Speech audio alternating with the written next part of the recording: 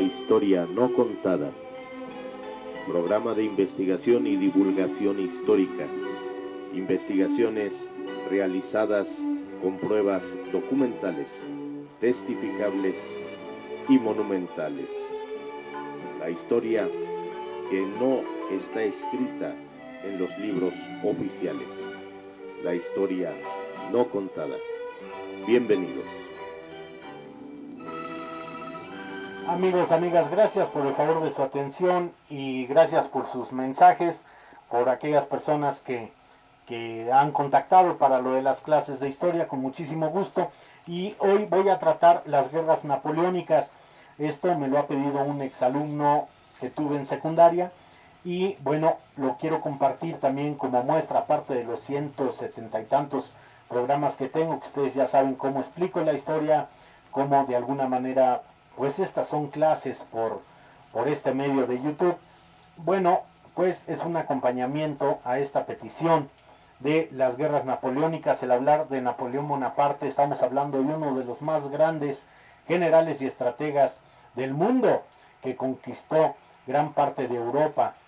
Y bueno, comenzamos. Napoleón Bonaparte surge a raíz de la Revolución Francesa. Napoleón va a forzar a Europa a entrar a la modernidad.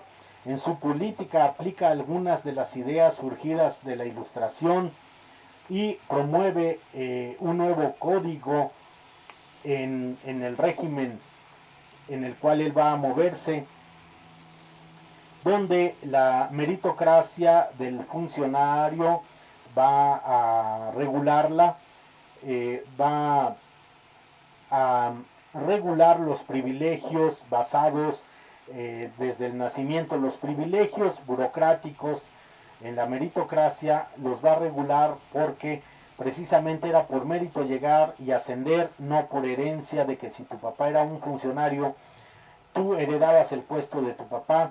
Todavía en México, en ciertas secretarías así se sigue usando, aunque ahora ya no, por el servicio público de carrera.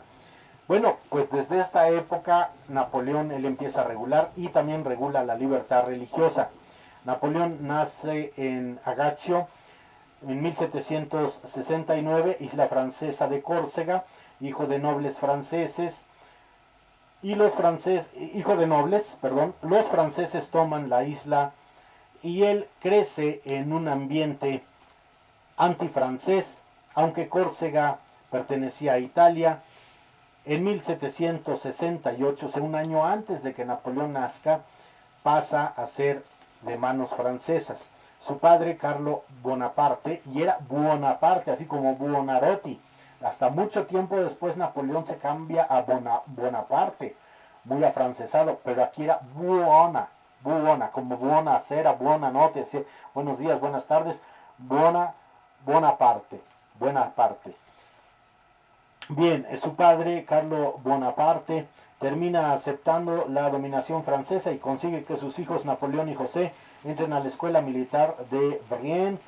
Ellos hablan italiano y no sabían francés. En la academia se burlan de ellos.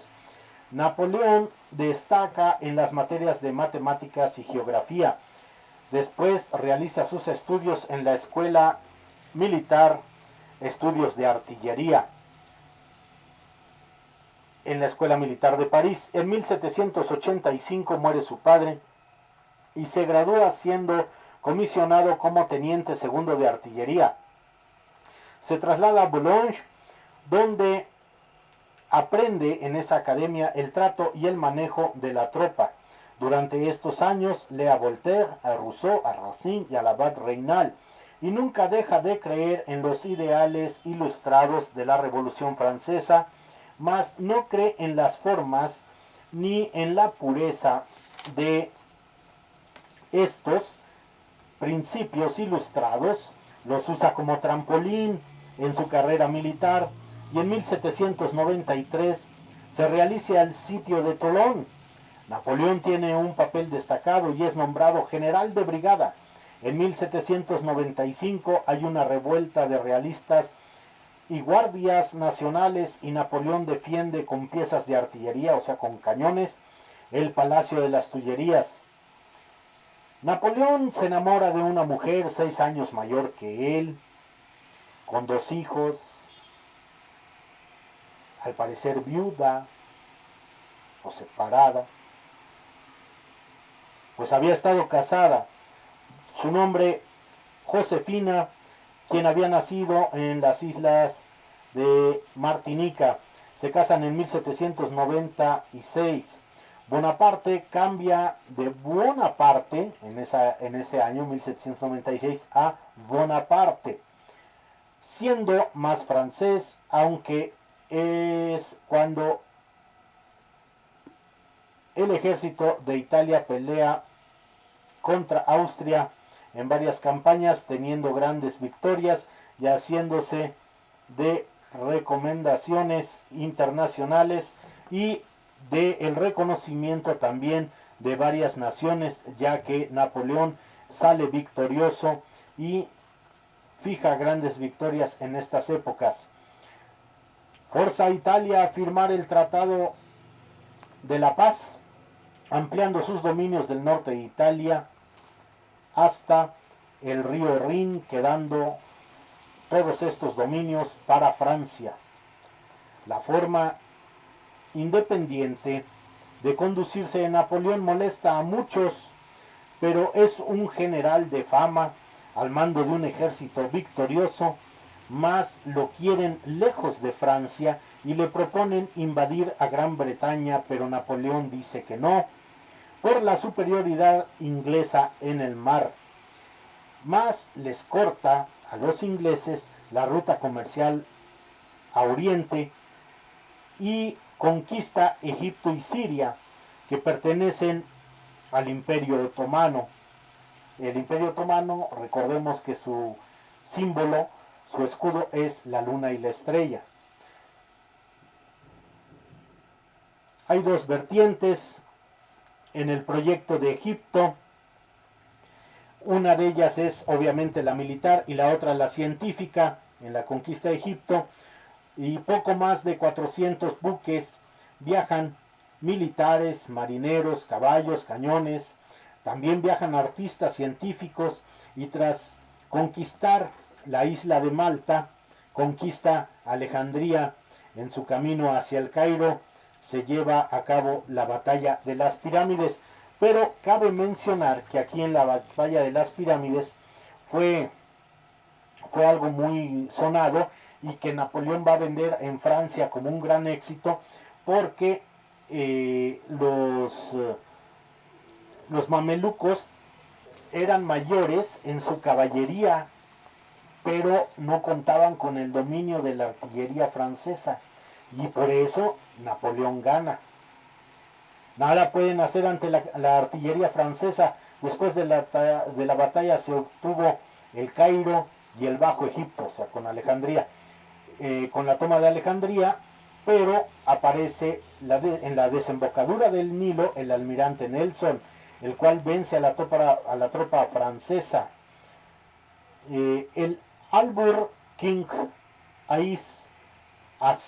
aislando a Napoleón en el Imperio Otomano, y el Imperio Otomano no pacta con los británicos, se une con ellos. El Imperio Otomano pacta con los británicos, se unen y así pueden vencer a Napoleón y le declaran la guerra. Él los vence y captura a Mustafa Pachá y regresa a Francia, siendo aclamado como un libertador, y Napoleón hace ver la campaña de Egipto como todo un éxito y se proclama cónsul junto con Selles y Dicot, dos personajes que también apoyaban a Napoleón y sacaron raja de esto, dando un golpe de estado en noviembre de 1799, conocido como el golpe del 18 de Brumario. En 1802 se realiza una reforma para que quede Napoleón como cónsul vitalicio. En 1804 se proclama emperador, trayendo al Papa preso desde Roma. Y en la Catedral de Notre Dame, ahora la que se quemó hace 1 o 2 años, en 1805 en la Catedral de Milán es coronado rey de Italia. Entonces, en 1804 se proclama emperador de Francia, y en 1805 en la Catedral de Milán se corona rey de Italia. Hay inquietud en Europa y se crea la tercera coalición. Es una alianza militar entre el Reino Unido, Austria y Rusia, Nápoles y Suecia. En el Cabo de Trafalgar, el almirante Nelson derrota a la escuadra franco-española, cortando el sueño de Napoleón de conquistar Inglaterra. Napoleón tiene un gran triunfo en la batalla de Austerlitz, el cual es tan importante que se estudia en todas las academias militares del mundo como una obra maestra de táctica de Napoleón del más alto nivel, finalizando así con esta batalla el Sacro Imperio Romano Germánico. Era lo que yo les decía, de que la batalla de Austerlitz es la que se estudia en todas las, hasta en el Colegio Militar de aquí de México. Bueno, eso espero. Cuando Francisco de Habsburgo-Lorena renuncia a la corona para manifestarse únicamente como emperador austriaco, para estas fechas Napoleón ya había creado la Confederación del Rin, Conferencia de Estados Alemanes nacidos del Imperio Napoleónico. Los tres hermanos Bonaparte, José, Luis y Jerónimo, son colocados en el trono de, por ejemplo, a José lo pone como rey de Nápoles, a Luis lo pone como rey de Holanda, y a Jerónimo lo pone, después de vencer a los prusianos, como rey de Westfalia.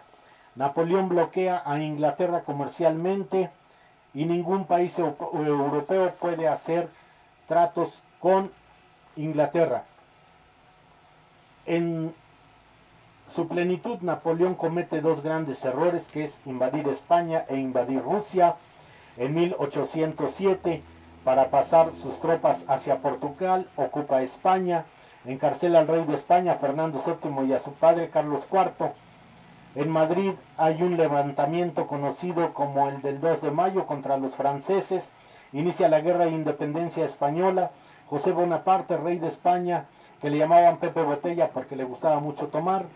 En 1808, el ejército napoleónico sufre su primer derrota en campo abierto en la batalla de Bailén. Todo Europa se entera de que Napoleón y sus tropas no eran invencibles. En 1810, Josefina no le puede dar un heredero y se divorcia Napoleón de ella, y ella se va a casar con Luisa de Austria, hija de precisamente, ella le concede un hijo, y ella va a ser hija de Francisco de Austria. Francisco de Habsburgo, sí, de Austria. Muy bien, y va a ser precisamente nombrado Napoleón II, pero también este jovencito lo van a conocer como Francis de Austria. Y ahí hay otra historia también que ya les he contado. Napoleón lo va a nombrar rey de Roma, ante la risa de casi toda Europa. La campaña de Rusia, va a Napoleón con más de 600,000 hombres, toma Moscú, pero el invierno ruso lo somete, o sea que sí llega a tomar Moscú Napoleón, pero tienen que retroceder. En 1813 se realiza la sexta coalición tras la batalla de las naciones en Leipzig, el mayor enfrentamiento de todas las guerras napoleónicas. Napoleón se retira. Después de la derrota en España, Napoleón reconoce a Fernando VII como rey de España. París es tomada en 1814, Napoleón abdica en Fontainebleau y se retira a la isla de Elba, frente a la costa italiana, en calidad de regente. Una vez eliminado Napoleón, en Francia se restaura el antiguo régimen. Luis XVIII, hermano de Luis XVI, Luis XVI muere guillotinado, pero Luis XVIII es restaurado en el trono de Francia, y a su regreso de Fernando VII a España impuso, y también en Francia, el absolutismo, tanto en España como en Francia. Las nuevas disposiciones sobre Europa se harán en el Congreso de Viena entre septiembre de 1814 y junio de 1815. Francia restablece sus fronteras hasta como las conocemos hoy en día, pero esas fronteras vienen desde 1792, antes de las campañas napoleónicas. A la Confederación del Rin se le sucede la Confederación Germánica, que agrupó a 39 estados alemanes en una confederación de estados soberanos bajo la presidencia de la Casa de Austria. El zar Alejandro I patrocinará la Santa Alianza, uniendo a Austria y a Rusia al régimen monárquico y antiliberal. En marzo de 1815, Napoleón se escapa de la isla de Elba y aparece en París al mando de un gran ejército y tropas británicas, alemanas y holandesas le hacen frente junto a un pueblito llamado Waterloo, que hoy en día es Bélgica. El ejército aliado, al mando del duque de Wellington, quien destacó en expulsar a los franceses, expulsa a Napoleón venciéndolo y desterrándolo a Santa Helena, en el Atlántico Sur, bajo el dominio inglés. Ahí va a morir envenenado, aunque los ingleses digan que no, claro que sí. Ahí va a morir envenenado 6 años después el gran emperador. En 1821 sus restos serán repatriados y depositados en una tumba muy hermosa de mármol rojo, donde hoy se conoce como Los Inválidos, donde también es ahí la sede de la Legión de Honor de Francia. Entonces, bueno, brevemente, repito, hablar de Napoleón y hablar de todas sus batallas es algo muy complejo, largo y digno de estudio. Aquí resumí, a petición de alguien, lo que fueron las guerras napoleónicas. Espero les sirva, pero repito, ya para verlo con más calma nos llevará un poquito más tiempo.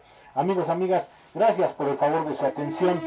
Su amigo Ricardo Trillanes se despide, esperando vernos prontamente, escucharnos y seguimos en comunicación. Gracias, hasta la próxima.